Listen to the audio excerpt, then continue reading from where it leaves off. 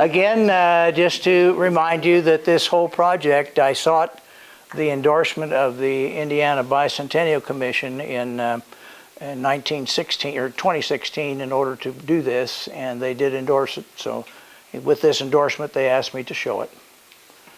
This is chapter 19. I title Celebrity. You're going to love this. The year was 1924, and emanating from both banks of the river were the unmistakable sounds of new construction.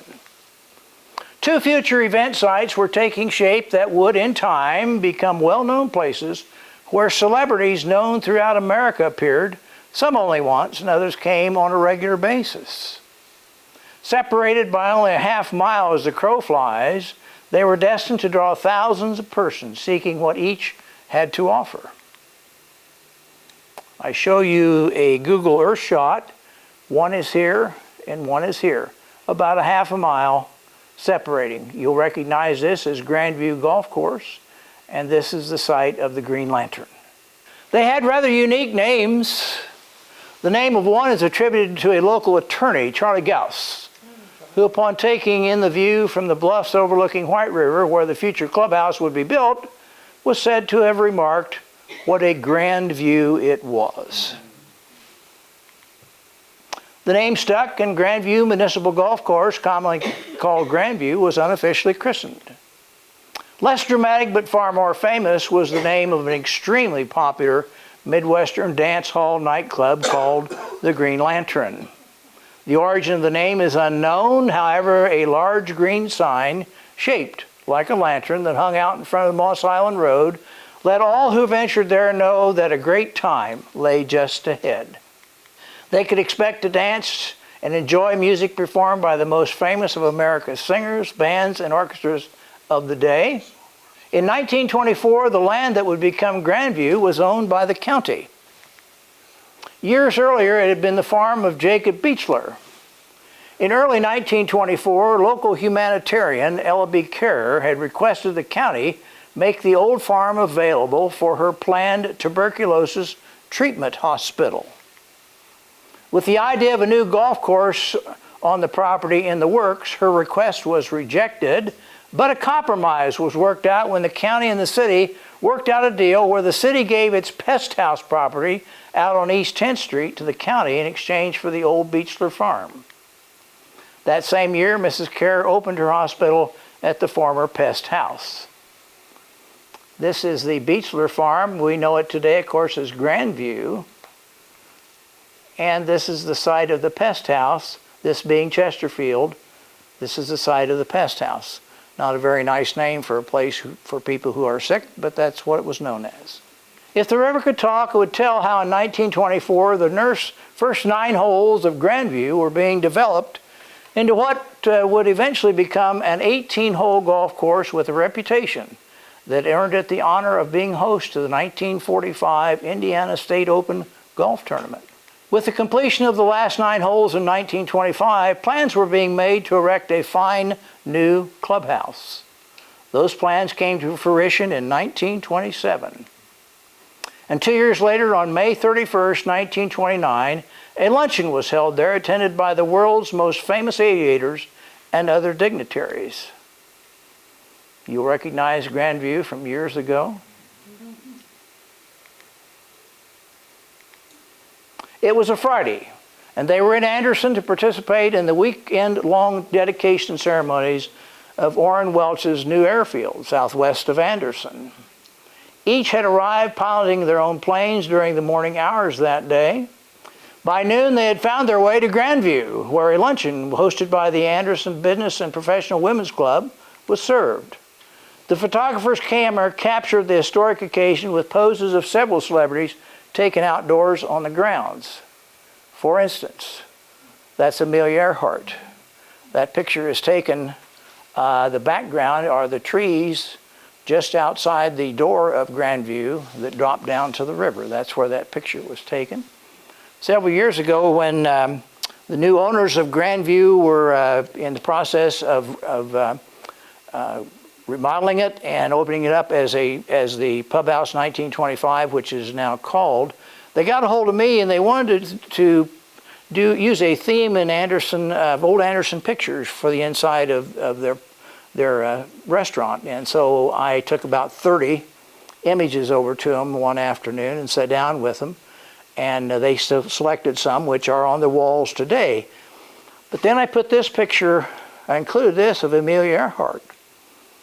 And they said, well, what's that all about? And I said, she had lunch in your restaurant. What? I said, she had lunch in your restaurant. And I told them the story behind it. Well, they wanted me to write the story up. They wanted that picture. Today she hangs in the Pub House 1925 restaurant. And there is a story beneath it that I wrote about that day. That's Amelia with Reed Landis, again, taken in the same spot. According to a caption here, it says, Eddie Rickenbacker on the left, Anthony Falker, then Weir Cook and Charles E. Wilson. Weir Cook is a 1913 graduate of Anderson High School. If the river could talk, it would tell of a guest list that included names familiar in households, not only in Madison County, but undoubtedly familiar in homes worldwide. I've seen that list. There were 74 of the world's greatest aviators were here that day for the dedication ceremonies of the Welch Airport. They all had lunch there at the Grandview. The only name that does not appear on that list that we would recognize was Charles Lindbergh. He was not in attendance, but all of the other world's greatest aviators came here to help dedicate the airport and ate lunch there. The list of 74 pilots was headed by Amelia Earhart, Weir Cook, Captain Eddie Rickenbacker, Anthony Falker, and Major Reed Landis. Among the dignitaries was the future president of General Motors Corporation and United States Secretary of Defense, Charles E. Wilson. Another picture of Amelia. And that is Weir Cook. Eddie Rickenbacker with his Medal of Honor around his neck. That's Anthony Falker. He was a German plane manufacturer who his factories were confiscated by the Nazis. Or I mean by the German government, not the Nazis, but the German government in World War I for air production. And that's Reed Landis. During the luncheon, a salute to the distinguished visitors assembled below was a flyover performed by a beautiful monosport plane that roared overhead. That's not that plane, but that is a monosport. Not to be outdone in celebrity was the Green Lantern. If the river could talk, it would tell of the hundreds of evenings when it enjoyed the sounds of entertainers pouring out of the old frame building located less than 100 yards away. My arrow points to the location of the Green Lantern. To locate it for you, this is the Conservation Club and the Conservation Club Pond, White River, Rabel Avenue, and 8th Street. This is Gene Guston Way today. It used to be Moss Island Road that took you around to the sewage disposal plant. In this little bend in the road was where the Green Lantern was located. Artist conception of that. I do have an aerial photograph of it here. Sorry for how difficult it is to see. I blew it up here a little bit to show you. Of all of the institutions that we've had around Anderson over the years that have been highly photographed, for some reason people didn't photograph the Green Lantern, and so we just don't have images of them. You see it here, 8th Street Conservation Club Pond. That's when Rabel Avenue ended at 8th Street. Today, of course, it crosses the White River. And there you see what the building looked like. It was a white frame building, 1 story high. Out back was this gravel pit. The front of it, a truly desirable place to dance, was advertised. This is a 1925 advertisement for it. And that's the back of the facility. I remember as a kid roller skating there when it was skateboard. Coming out here on this screen porch and staring down at this pit, looking for the car that John Dillinger supposedly drove into the pond after a bank robbery here in Madison County. The entertainers, the band members, would come and park on the south end of the building, unload their instruments and so forth, go inside and perform on this stage that was built here. It's an add-on to the original building. Door was left open in the summertime because the building was not air conditioned, so get a fresh air in there. And then at the end of the performance, they'd load up in their cars and go on to their next play date. Interior shot of the Green Lantern, that's back, this was when it first opened, and the bandstand was actually in the center of the floor, and the people danced around it. The picture that you saw before, they had moved it to the bandstand to the end of the floor to give more dancing space. A picture of the Reynolds Orchestra, Reynolds Orchestra, Royal Peacock Orchestra, run by the Reynolds family of Anderson, playing there in 1925. From its opening in 1925 to the first closing in 1935, and then its reopening in 1942, until its final closure in 1948, the Green Lantern was host to the best musical entertainers of the time. An all-inclusive list would simply be too large for this writing. Some of the more popular weekend attractions included Fred Waring and the Pennsylvanians. That's an early picture of Fred Waring and his Pennsylvanians. How many of you remember Fred Waring and the Pennsylvanians? How many of you remember Tommy and Jimmy Dorsey? That's Tommy Dorsey and his brother Jimmy. Again, they both played at the Green Lantern. Harry James. How many remember Harry James? All of these were frequent. They would come a couple of times a year for years in a row. It wasn't just not a one-stop thing. This place, this Green Lantern in Anderson, was the most popular dance hall in all of the Midwest. In all of the Midwest. Outdrew anything Chicago or any other large city had to offer. Anderson was the place for the big bands. Wayne King.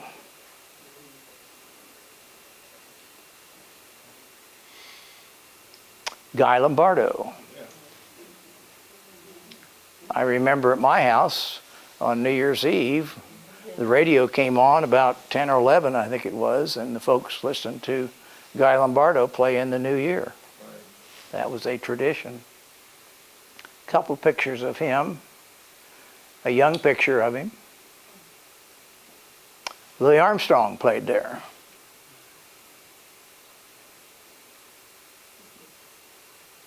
Lena Horne.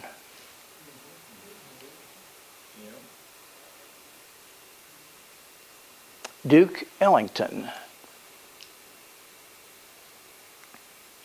Cab Calloway.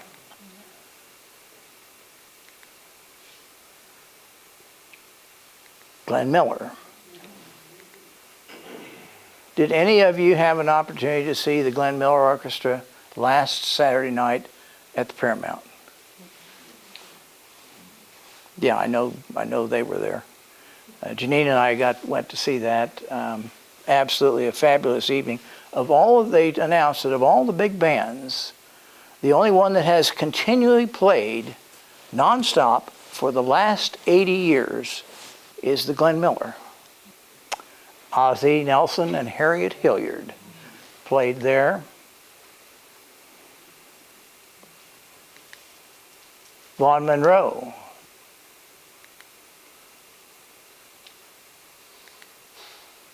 Dick Powell.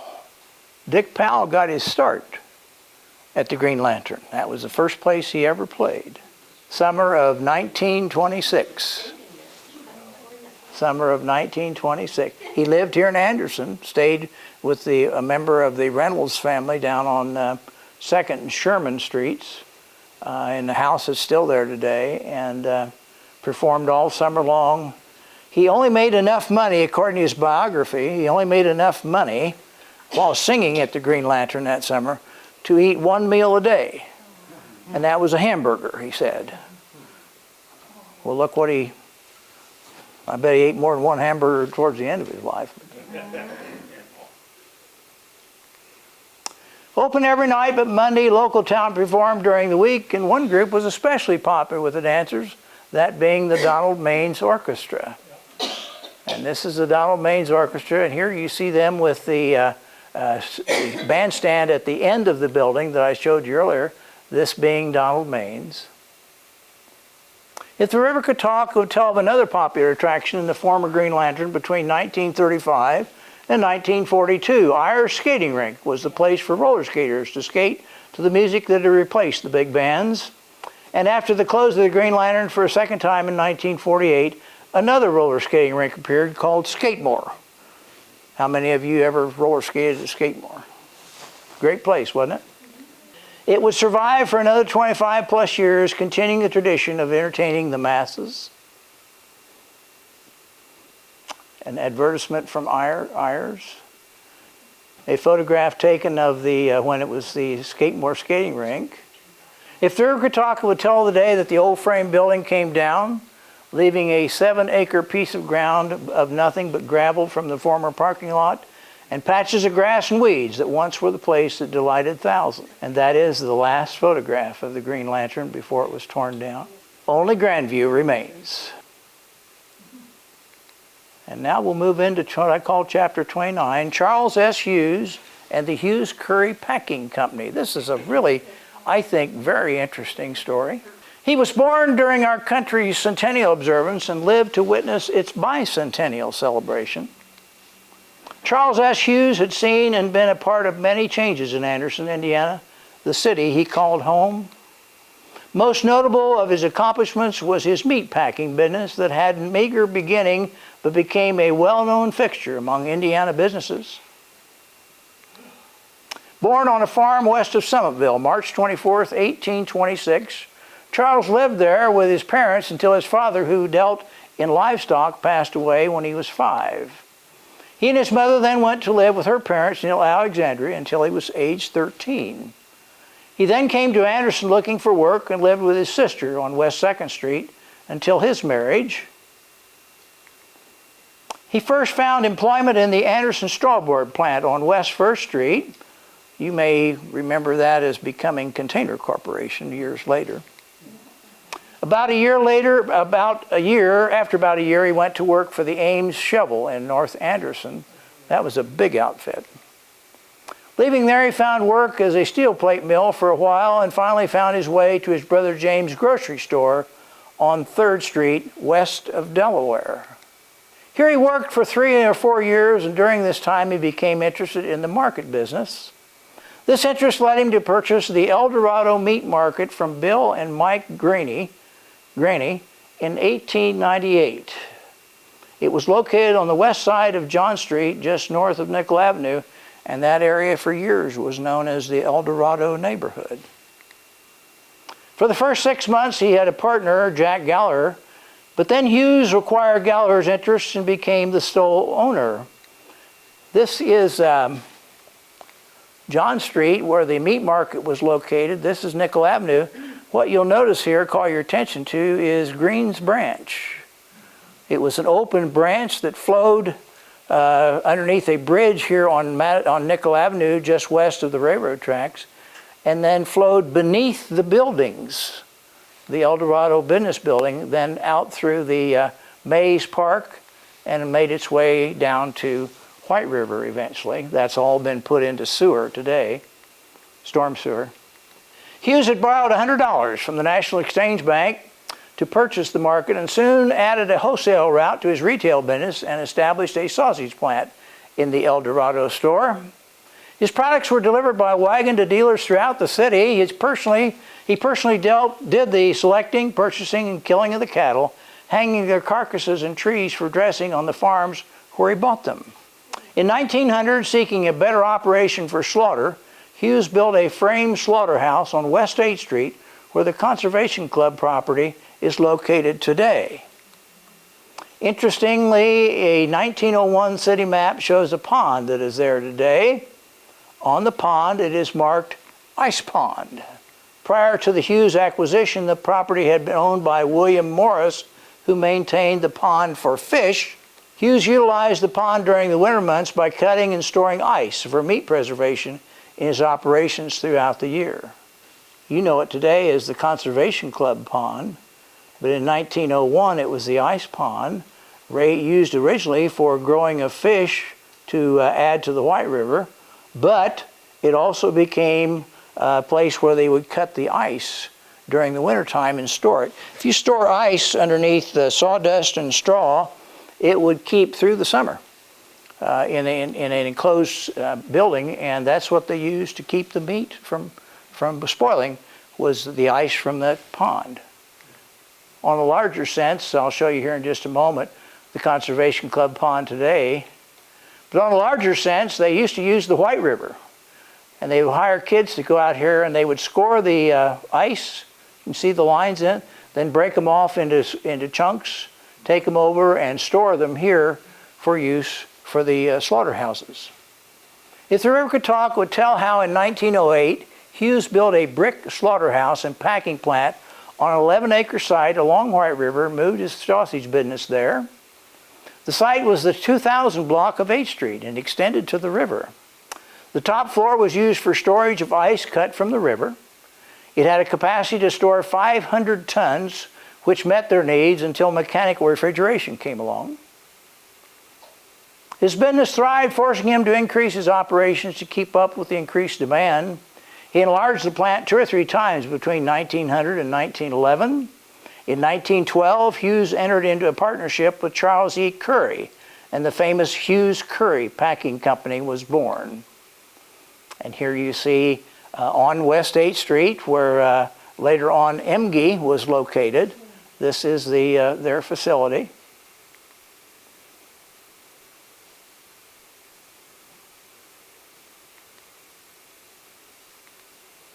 The company and its chief Anderson brand meats soon gained a reputation for high quality everywhere its products were sold. The plant was enlarged by adding wings in 1912, 1916, and 1980 as demand for the firm's products increased. The time had come to consider building a new facility. The Chief Anderson brand of meats, very popular.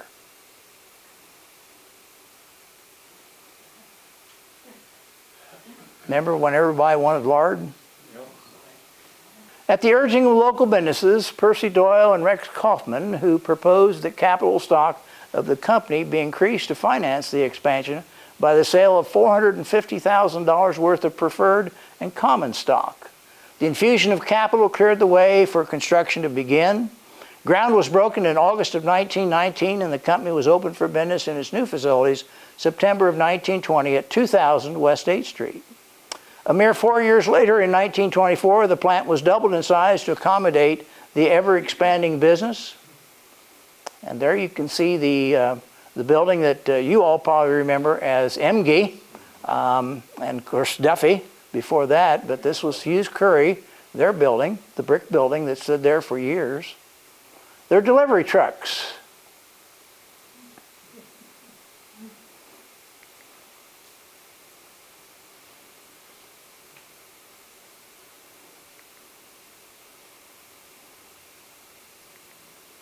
The Hughes Curry operations had been keeping an eye on their competition throughout this time.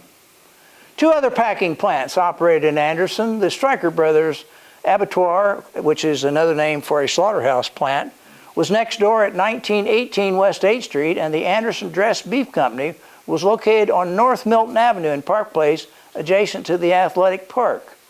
The businesses were suffering financial difficulties, and Hughes bought them both at a receiver's sale. And here you see the Stryker Brothers plant sitting right next to his own. So he had 2 slaughterhouses, the same business, sitting side by side. And then in the north end of the athletic park is where this was located. In 1944, Mr. Hughes sold his meat packing business to Ike W. Duffy. Included in the sale were retail stores Hughes had established at Alexandria and Richmond in Indiana, and in Columbus, Springfield, Marion, and Piqua, Ohio. In 1946, Hughes opened the Hoosier Market at 710 Jackson Street and repurchased his former retail firms. The building still stands at 710 Jackson Street. He continued to operate Hoosier Markets Incorporated, serving as president. Although Hughes later sold several of his markets, he joined other market owners to form a food town organization in Ohio. He later sold both his Anderson stores. His former operations on West 8th Street continued under Duffy until they were sold to Emge in 1949. Emge operated the packing plant until closing the doors January 17th, 1892. Or what did I say? 1992, yes, thank you. I want to acknowledge somebody that's in the audience. Her name is Emily Carter. Emily is in the back row, and she's given me permission to introduce her.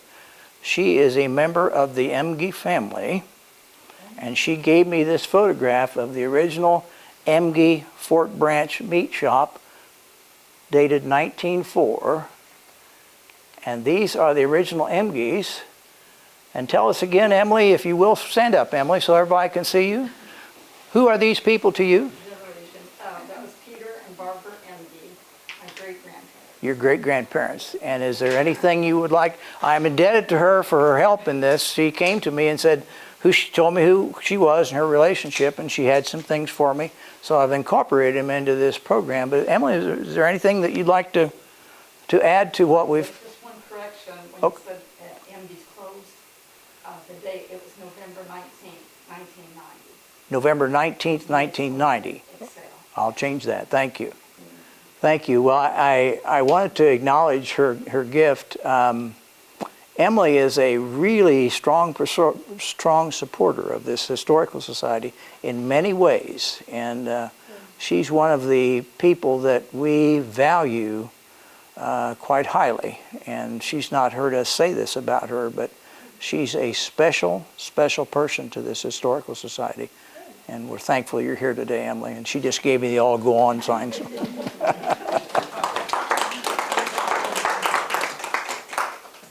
Charles Hughes was certainly a dynamic individual and an asset to Anderson. His interest in livestock and meat continued for more than 3/4 of a century, and his career was marked by numerous interesting and exciting incidents. One such incident captures his spirit and tenacity quite well. During the 1913 flood, when White River flowed into the Hughes Curry plant, if you remember where it sat there on 8th Street and not too far north is the White River. Well, the White River flooded in 1913 and flowed into the plant. Rowboats were rowed into the cooler to take down carcasses of slaughtered animals. Mr. Hughes got on a horse to ride out to the refrigeration plant and worked in deep water to elevate some of the equipment so that it would not be ruined in the water. He later remembered the water was ice cold and felt as if he was going to freeze to death, but the task was accomplished and his business was spared. In retirement, Mr. Hughes continued to live in Anderson with his wife Alberta. Her nickname was Peggy. They were the parents of 5 children.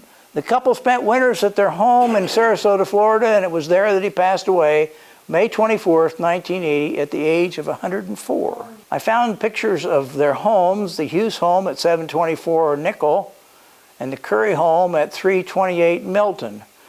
I believe the Milton Avenue address might still be standing, but the Nickel Avenue address is no longer standing.